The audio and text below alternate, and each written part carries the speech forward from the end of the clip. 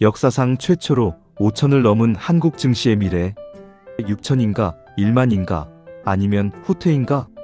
전문가도 트럼프도 우리가 믿는 신도 정확히 예측할 수 없다는 증시를 7가지 관점으로 푸는 증시의 다음 이야기.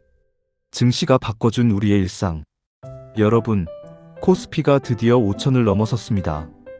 불과 6개월 전만 해도 일부 대중과 전문가와 정치인들 모두가 비웃던 수치입니다. 절대 못 간다. 정부 정책만으로는 불가능하다. 한국 증시는 영원한 저평가다. 그 말들이 현실 앞에서 깨지는 순간 우리는 다시 한번 깨닫습니다. 증시는 숫자만이 아니라 우리의 희망과 두려움의 기록이라는 것을. 그리고 지금 코스닥도 1000을 넘었습니다. 단순한 숫자 이상의 상징입니다. 국내 기술주와 혁신 기업들이 세계 속에서 인정받고 있다는 증거입니다. 저는 32년간 한국과 세계 증시를 연구해 왔습니다. 수많은 상승장과 폭락장을 목격했고 정부가 바뀔 때마다 시장의 방향이 어떻게 흔들리는지 봐왔습니다. 그리고 지금 저는 확신합니다. 우리는 역사적 전환점에 서 있습니다. 그럼 앞으로는 어떻게 될까요? 우리는 증시가 6천으로 뛰어오를지 1만까지 갈 수 있을지 아니면 고비를 맞고 주저앉을지를 7가지 관점으로 차근차근 풀어보겠습니다. 이 영상을 끝까지 보시면 여러분은 단순히 숫자를 보는 것이 아니라 국가의 미래를 읽는 눈을 갖게 될 것입니다. 그럼 시작하겠습니다. 7위, 세계 자금 흐름의 리듬 속에서 보는 한국 증시. 먼저 중요한 것은 세계 시장의 큰 흐름입니다. 증시를 볼 때 많은 분들이 실수하는 것이 있습니다. 바로 한국만 보는 것입니다. 하지만 현실은 다릅니다. 한국 증시는 글로벌 금융 생태계의 일부이고 완전히 독립적으로 움직일 수 없습니다. 특히 2가지가 결정적입니다. 첫째, 미국 연준의 금리 정책. 2024년 말부터 2025년 초 미국 연준은 금리 인하 신호를 보내기 시작했습니다. 왜 이게 중요할까요? 금리가 내려가면 전 세계 자금이 안전자산에서 위험자산으로 이동합니다. 그리고 한국은 바로 그 위험자산 중 가장 매력적인 시장 중 하나입니다. 반도체, 배터리, AI, 미래 산업의 핵심을 보유하고 있으면서도 여전히 선진국 대비 저평가된 시장. 글로벌 자금이 한국으로 흘러들어올 수밖에 없는 구조입니다. 둘째, 지정학적 긴장의 양면성. 러시아, 우크라이나 전쟁, 중동 불안, 미중 갈등. 언뜻 보면 전부 악재입니다. 하지만 역설적으로 이런 불확실성 속에서 한국의 전략적 가치가 올라갑니다.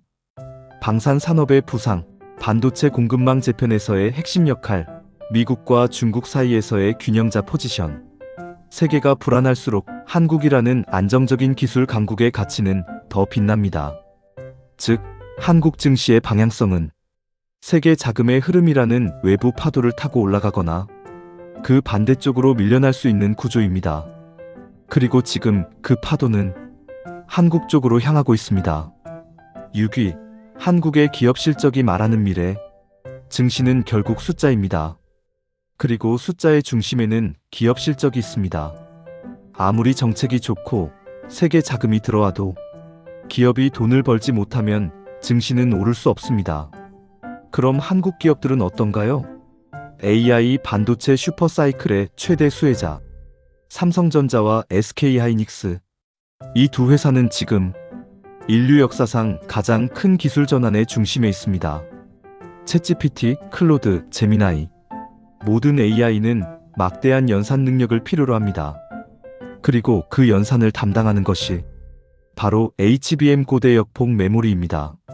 SK하이닉스는 이미 HBM 시장의 50% 이상을 장악했고 삼성전자는 맹렬히 추격 중입니다. 이건 단순한 실적 개선이 아닙니다. 산업 구조 자체가 바뀌고 있는 겁니다. 배터리, 바이오, 방산까지. LG에너지솔루션, 삼성 SDI는 전기차 시대의 핵심 부품을 공급하고 있고 한화에어로스페이스, 한국항공우주는 폴란드, 호주, 중동에 수십조 원 규모의 무기를 수출하고 있으며 삼성바이오로직스는 세계 3대 바이오 위탁 생산업체로 자리 잡았습니다. 하지만 여기에 하나의 위험이 있습니다. 상승의 불균형. 지금 코스피 5천은 사실상 삼성과 하이닉스의 5천이라는 지적이 있습니다. 즉, 대형주만 오르고 중소형주는 여전히 저평가된 상태라는 것. 만약 이 불균형이 계속된다면 상승의 지속성에 의문이 생길 수밖에 없습니다. 하지만 역으로 생각하면 중소형주가 따라오기 시작하는 순간 그것은 진짜 강세장의 신호가 될 것입니다. 5위, 정책과 규제의 두 얼굴. 한국 증시를 이야기할 때 절대 빼놓을 수 없는 것이 하나 있습니다. 바로 정부의 의지입니다. 코리아 디스카운트와의 전쟁. 과거 한국 증시는 늘 할인된 가격에 거래됐습니다. 같은 실적을 내도 미국 기업보다 30% 싸게, 일본 기업보다 20% 싸게 평가받았습니다. 왜? 재벌 총수 리스크, 주주보다 경영진 중심 구조, 예측 불가능한 규제, 낮은 배당 성향. 그런데 이번 정부는 달랐습니다. 밸류업 프로그램의 등장. 정부는 공개적으로 선언했습니다. 한국 증시를 선진 시장으로 만들겠다. 구체적 정책, 기업 지배구조 개선 유도, 배당 확대 및 자사주 소각 권장, 연기금의 적극적 주주권 행사, 장기 투자자 세제 혜택. 이것은 단기 부양책이 아닙니다. 시장의 체질을 바꾸겠다는 선언입니다. 하지만 정책은 양날의 검입니다. 정책 리스크의 그림자. 정책은 지속될 때만 의미가 있습니다. 만약 정권이 바뀌면서 방향이 틀어지거나 단기 표심을 위해 규제가 강화되거나 부동산 시장 안정을 위해 증시를 희생하면 자본은 소리 없이 빠져나갑니다. 과거 역사가 증명합니다.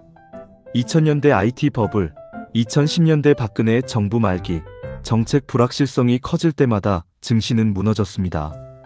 그래서 5위의 핵심은 정부가 약속을 지킬 수 있는가? 이 질문에 대한 답이 6천과 1만 사이의 거리를 결정합니다. 4위, 환율 리스크와 외국인 자금의 움직임. 주가가 오를 때 많은 사람들이 간과하는 것이 하나 있습니다. 바로 환율입니다. 환율은 외국인의 체감 수익률. 예를 들어볼까요? 미국 투자자가 한국 주식에 투자했습니다. 주가는 10% 올랐습니다. 좋은 거죠? 그런데 원화가 10% 떨어졌다면 달러로 환산한 수익은 0입니다. 이게 환율의 무서움입니다. 최근 원달러의 움직임. 2024년 말부터 2025년 초 원달러 환율은 1,400원을 오르내렸습니다. 일시적으로 1,450원을 넘기기도 했죠. 원화 약세는 수출 기업에게는 호재 실적 개선, 외국인 투자자에게는 악재 환차손 우려, 딜레마입니다. 외국인 자금의 양면성. 한국 증시에서 외국인은 전체 거래의 30% 이상을 차지합니다. 특히 삼성전자, SK하이닉스 같은 대형주는 외국인 보유 비중이 50%가 넘습니다. 외국인이 사면 증시 상승, 외국인이 팔면 증시 하락. 이렇게 단순합니다. 그런데 흥미로운 점은 2024년 하반기부터 외국인이 순매수로 돌아섰다는 것입니다. 왜? 한국 기업 실적 개선, 정부 정책에 대한 신뢰 회복, 글로벌 대비 저평가 매력, AI 반도체 슈퍼사이클. 하지만 환율이 급등하면 이 모든 것이 한순간에 무너질 수 있습니다. 그래서 4위의 핵심은 환율 안정성은 증시 안정성. 원달러가 1,300원에서 1,350원 사이를 유지한다면 6천은 충분히 가능합니다. 하지만 1,500원을 넘어간다면 외국인 이탈로 조정 불가피합니다. 3위, 개인 투자자와 기관의 심리전, 공포와 탐욕의 파동. 증시에는 늘 두 가지 감정이 존재합니다. 공포와 탐욕. 그리고 이 두 감정이 실제 숫자보다 훨씬 큰 변동성을 만들어냅니다. FOMO의 위험. 코스피가 5천을 돌파하면서 시장에서는 FOMO, 피어 오브 미싱 아웃 심리가 강해졌습니다. 지금 안 사면 영원히 못 산다. 늦었다고 생각할 때가 가장 빠르다. 이런 말들이 SNS를 가득 채웠습니다. 그런데 여러분, 역사는 무엇을 말합니까? 모두가 낙관할 때 시장은 정점에 가까워집니다. 2000년 IT 버블, 2007년 서브프라임 직전, 2021년 코인 광풍. 공통점이 뭔지 아십니까? 이번엔 다르다는 확신. 개인과 기관의 심리 싸움. 흥미로운 통계가 하나 있습니다. 코스피 5000 돌파 시점에 개인 투자자 순매수 5조 원, 기관 투자자 순매도 3조 원, 외국인 순매수 2조 원. 개인은 사고, 기관은 팔고 있었습니다. 이게 뭘 의미할까요? 두 가지 해석이 가능합니다. 해석 1. 긍정. 개인이 옳다. 기관은 너무 보수적이다. 한국 증시는 아직 저평가되어 있다. 해석 2. 부정. 개인이 과열되어 있다. 기관이 현명하다. 곧 조정이 온다. 저의 판단은 둘 다 맞을 수 있다. 단기적으로는 조정이 올 수 있지만 장기적으로는 개인의 판단이 오를 수 있습니다. 심리의 역설. 증시에서 가장 어려운 것이 뭔지 아십니까? 옳은 것을 알면서도 반대로 행동하는 것입니다. 모두가 공포에 떨 때 사고, 모두가 탐욕에 빠질 때 파는 것. 워런 버핏의 말처럼 남들이 탐욕스러울 때 두려워하고 남들이 두려워할 때 탐욕스러워하라. 하지만 실제로는 99%의 사람들이 반대로 합니다. 그래서 3위의 핵심은 심리를 이기는 자가 증시를 이긴다. 한국 증시 6천, 1만은 결국 집단 심리의 총합입니다. 하지만 역설적으로 개인이 심리를 통제할 때 비로소 진짜 수익이 시작됩니다. 2위, 국가의 방향이 증시의 천장을 결정한다. 이제 핵심으로 들어갑니다. 주식시장은 기업의 실적만으로 움직이지 않습니다. 더 정확히 말하면 실적은 발이고 방향은 국가가 잡습니다. 해외 투자자들이 던진 질문. 이번 코스피 5000 돌파를 보며 해외 투자자들이 공통적으로 던진 질문이 하나 있습니다. 한국은 이제 어디로 가려는가? 이 질문의 핵심은 단기 부양책이 아니라 국가 전략의 일관성입니다. 과거의 한국 vs 지금의 한국. 과거 한국 증시는 항상 할인된 시장이었습니다. 이유는 명확했습니다. 정책의 연속성이 약했고 규제는 예고 없이 바뀌었으며 주주보다 관리가 우선되는 구조였기 때문입니다. 하지만 이번 상승장에서 해외 자금이 놀란 지점은 달랐습니다. 한국 정부가 드물게도 증시를 하나의 국가 자산으로 대하고 있다. 지배구조 개선, 배당 확대 유도, 연기금과 기관의 역할 재정립, 장기 투자자에게 유리한 세제 구조 논의. 이것은 단기 부양책이 아니라 시장의 체질을 바꾸겠다는 선언에 가깝습니다. 6천이 가능한 이유. 증시가 6천을 향해 갈 수 있느냐는 질문에 제 대답은 비교적 단순합니다. 국가 정책이 지금의 방향을 최소 3년에서 5년 유지할 수 있다면 6천은 숫자가 아니라 과정이다. 증시는 의지를 좋아합니다. 그리고 자본은 말보다 지속성을 신뢰합니다. 만약 정부가 정책의 일관성을 지키고 단기 인기보다 장기 신뢰를 택하고 규제보다 육성을 우선한다면 한국 증시는 프리미엄 시장으로 재평가받기 시작합니다. 그 순간부터 6천은 목표가 아니라 중간 정거장이 됩니다. 하지만 위험도 함께 있습니다. 문제는 반대의 경우입니다. 정책이 흔들리고 정치 논리가 시장 논리를 덮고 단기 성과를 위해 방향을 틀기 시작하면 자본은 아주 조용히 빠져나갑니다. 증시는 소리 없이 무너질 수 있습니다. 그래서 2위의 핵심은 이것입니다. 국가가 스스로 약속을 지킬 수 있는가? 이 질문에 대한 답이 한국 증시의 천장 높이를 결정합니다. 대한민국은 이제 변방의 북소리가 아니라 중앙의 오케스트라가 되었습니다. 1위, 한국은 지금 국가 재평가의 초입에 서 있다. K자산의 거대한 문명사적 이동. 여러분, 1위는 숫자도 정책도 아닙니다. 바로 신뢰의 회복입니다. 지난 30년 동안 한국 증시는 잠깐 벌고 나가는 도박장 취급을 받았습니다. 하지만 지금 5천선을 넘긴 동력은 다릅니다. 우리 국민이 그리고 세계가 한국의 미래 가치를 자산으로 인정하기 시작한 것입니다. 70세 이후 어르신들께서 자신의 삶을 헌신하며 가꾸고 일궈온 이 나라의 근간 위에 40대에서 60대 가장들의 애국심 넘치는 열정이 더해져 국가 브랜드 재평가, 네이션 리레이팅이 일어나고 있습니다. 이것이 1만 포인트를 가능하게 할 단 하나의 심장입니다. 이제 마지막입니다. 그리고 가장 중요한 이야기입니다.